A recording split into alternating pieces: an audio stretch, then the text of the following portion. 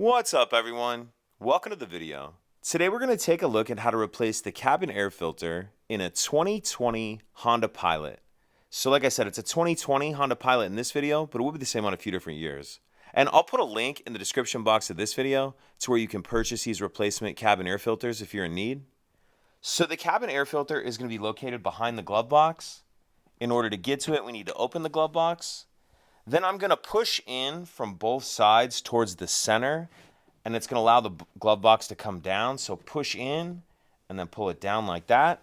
Then if we take a closer look in here, this item right here is going to be the access door to the cabin filter.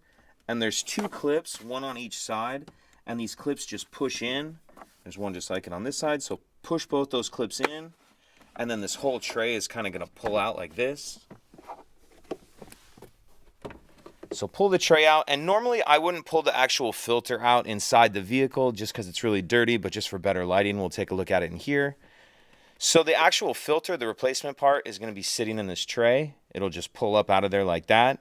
And if you notice on the filter, it says airflow and has some arrows, and it also says airflow right here. You want the airflow arrows on your filter installed with those arrows pointing down.